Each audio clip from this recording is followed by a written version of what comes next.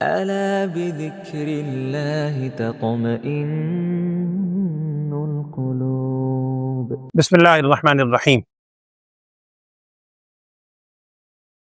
اوقاف کے حوالے سے چند باتیں اب تک میں نے آپ سے عرض کی تھیں۔ گزشتہ نشست میں بات یہ ہوئی تھی کہ وقف مطلق، وقف جائز، وقف مجوز، ان کا کیا مفہوم ہے اور یہاں رکنا چاہیے نہیں رکنا چاہیے، اور میں نے عرض کیا تھا یہ علامات بہت کثرت سے ہیں، قرآن میں جگہ جگہ آپ کو نظر آئیں گی، کوئی ایک آدھ مثال میں نہیں دے سکتا، آپ قرآن میں خود دیکھ سکتے ہیں۔ ایک چیز اور ہے جس کا خیال رکھنا ہے، قرآن پاک میں بعض جگہ لکھا ہوتا ہے سکتہ۔ پہلی بات تو ذہن میں رکھیں، یہ ایک طویل موضوع ہے، میں اس موضوع کو اس وقت نہیں عرض کر رہا، صرف ایک بات عرض کر دیتا ہوں۔ ایک حدیث ہے، نبی صلی اللہ علیہ وسلم نے ایک موقع پر ارشاد فرمایا تھا کہ نزل القرآن علی 7 احرف، شاید میں نے یہ پہلے ایک موقع پہ اس کی تفصیل عرض کی تھی قرات کے حوالے سے۔ نزل القرآن علی 7 احرف، کہ قرآن نازل کیا گیا ہے 7 حرفوں پر۔ وہ 7 مختلف قرات ہیں، طریقے ہیں، میں نے عرض کیا یہ بڑی تفصیل طلب بات ہے۔ تو اس میں ہم جس روایت پہ قرآن پڑھتے ہیں، ہم ہند و پاک بر صغیر کے لوگ، عام طور پر ہم اس کو کہتے ہیں روایت حفص۔ امام حفص رحمۃ اللہ علیہ امام عاصم کوفی کے شاگرد تھے، اور ان سے اوپر پھر یہ سلسلہ تابعین، صحابہ اور نبی صلی اللہ علیہ وسلم تک یہ سلسلہ پہنچتا ہے، پوری ایک سند ہے۔ ہم عام طور پر جس روایت میں، جس طریقے پر وہ ان میں سے قرات کرتے ہیں، وہ روایت حفص کہلاتی ہے۔ روایت حفص کے مطابق ہی ہمارے ہاں قرآن پرنٹ بھی ہوتے ہیں ہند و پاک میں۔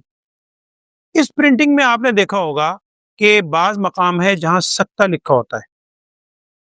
ایک تو سکتے کا مفہوم سمجھ لیں، پھر میں اس کا عرض کر دیتا ہوں کیا مطلب ہے، بس یہی مختصراً۔ سکتہ اردو میں بھی ہم بولتے ہیں کہ ہم بعض اوقات کہتے ہیں کہ اس بندے کو سکتہ ہو گیا، جی ساکت ہو گیا۔ وہ کہتے ہیں کہ اس کی بالکل حرکت ختم، سانس بھی بعض اوقات ایسا لگتا ہے رک گیا ہے، کوئی خاص ایک کیفیت ہے، تکلیف، بیماری ہے۔ تو سکتہ کا مطلب ہوتا ہے کہ تلاوت کرنے والا، قرآن پڑھنے والا آواز بند کر لے، سانس نہ توڑے۔ آواز بند کرنا، آواز کو روک لینا، بلکہ آج کی تلاوت میں بھی آیا ہے وہ سکتے کی کیفیت، آواز تھوڑی دیر کے لیے روکنا اور سانس نہ توڑنا۔ اگر آپ سانس بھی توڑ دیں نا، آواز بھی روک دیں، سانس بھی توڑ دیں، یہ تو وقفہ ہے، یہ تو فل اسٹاپ ہے۔ جیسے آپ الحمدللہ رب العالمین، ٹھیک ہے، آپ نے سانس بھی توڑ دی، آواز بھی بند کر دی، یہ تو وقفہ ہے۔ ایک ہوتا ہے سکتہ، تھوڑی دیر کے لیے آواز بند ہوئی، سانس نہیں توڑا، اسی سانس میں اگلا لفظ پڑھ دیا، اس کو سکتہ کہتے ہیں۔ روایت حفص کے مطابق 4 مقامات ہیں جہاں پر سکتہ کرنا چاہیے، وہ 4 مقام بس آپ کو یاد ہونی چاہیے۔ اس کے علاوہ 4 موقع اور ہیں قرآن میں، وہ بھی میں اگر وقت ہوا تو عرض کر دوں۔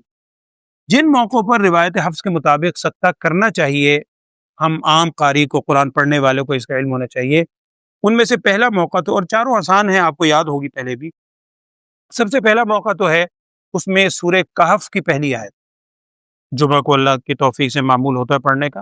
سورہ کہف جہاں سے شروع ہوتی ہے، الحمدللہ الذی انزل علی عبدہ الکتاب ولم یجعل لہ عوجا۔ آپ دیکھیں لفظ لکھا ہے عوجن، اگر آپ ملائیں گے تو عوجن قیما لینذر یہ ہے، لیکن اگر آپ ملا کے پڑھیں گے تو آپ پڑھیں گے عوجا قیما لینذر۔ آپ نے عوجن قیما نہیں پڑھنا، یا تو آیت کر دیں، آیت بنی بھی ہے، سانس توڑ دیں، وہ بھی صحیح ہے، لیکن اگر ملا کے پڑھیں گے تو یہاں سکتہ کریں گے۔ تو روایت حفص میں پہلا موقع کون سا ہے؟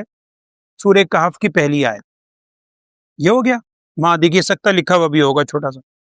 دوسرا موقع ہے سورہ یاسین میں، یہ بھی الحمدللہ اللہ کی توفیق، اللہ توفیق دیتا ہے پڑھنے کی۔ قالوا یا ویلنا من بعثنا من مرقدنا ھذا ما وعد الرحمن، من مرقدنا ھذا ما وعد الرحمن۔ لیکن آپ غور کریں، میں نے وقف لازم میں بھی بتایا تھا اور وقف جبریل میں بھی بتایا تھا کہ یہاں وقف جبریل بھی ہے، وقف لازم بھی ہے۔ وقف لازم کا مطلب ہے کہ اگر آپ یہاں وقف کر دیتے ہیں تو سبحان اللہ، اس میں سکتہ کیا، وہ تو وقفہ ہی ہو گیا۔ اصل روکنا یہ تھا کہ اگر آپ ملا کر پڑھیں تو ملا کر نہیں پڑھنا، یہاں تھوڑی دیر کے لیے رکنا ہے۔ اگر آپ فل اسٹاپ کر دیتے ہیں وقف لازم کی وجہ سے تب بھی صحیح ہے، لیکن اگر وہ آپ اسٹاپ نہیں کرتے تو ایسی صورت میں من مرقدنا ھذا ما وعد الرحمن، یہاں تھوڑی دیر کے لیے رکیں گے، یہ سکتہ 2 ہو گئے۔ تیسرا سکتہ آج آپ نے وہ سنا ہے سورہ قیامہ کے اندر، وہ الفاظ آئے تھے کہ وہ الفاظ کیا تھے؟ وقیل من راق، وقیل من راق. اگر آپ یہاں سکتہ نہ کریں، انشاءاللہ اللہ توفیق دے ہم تجوید کی کلاس بھی کچھ عرصے میں شروع کریں گے، اس میں یہ اصول آئے گا کہ یہاں اصولی طور پر ادغام ہوگا. اگر آپ یہاں سکتہ نہیں کریں گے پھر اس کو تجوید کی روح سے پڑھنا چاہیے. وقیلا مرہ، جیسے مر ربی کا پڑھتے ہیں، مر راق پڑھنا چاہیے اصول کی روح سے. نون ساکن کے بعد را، حروف یرملون، ادغام ہونا چاہیے. لیکن اس سے روکنا ہے تو یہاں سکتہ کیا جاتا ہے وقیلا من را، وقیلا من را. 3 جگہ ہو گئیں.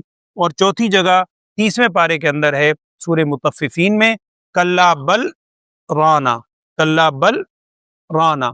یہاں بھی اگر آپ سکتہ نہ کریں تو ادغام کرنا پڑے گا کلا بر رانا. اسے روکنا ہے کہ کلا بل رانا. یہ بڑا مختصر میں نے آسان الفاظ میں آپ کو سمجھایا ہے. باقی یہ پورا ایک فن ہے، اہل علم سے آپ پوچھیں. مختصر میں نے بات عرض کی ہے. یہ 4 موقع ہیں جن میں روایت حفص کے مطابق سکتہ کرنا چاہیے، ہم اس کا اہتمام کریں.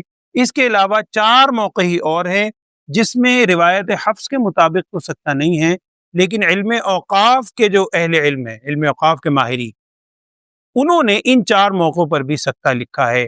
اس میں سے 2 سورہ اعراف میں ہیں، ایک غالباً سورہ قصص میں ہے. اور سورہ اعراف میں آتا ہے نا ربنا ظلمنا انفسنا وان لم تغفر لنا، وہاں بھی سکتہ لکھا ہوا ہے. لیکن وہ روایت حفص کا سکتہ نہیں ہے، یعنی ہم اس کو آسان زبان میں کہتے ہیں روایت حفص میں جو 4 سکتے واجب ہیں اس میں شمار نہیں ہوتا. ایک وہ ہے.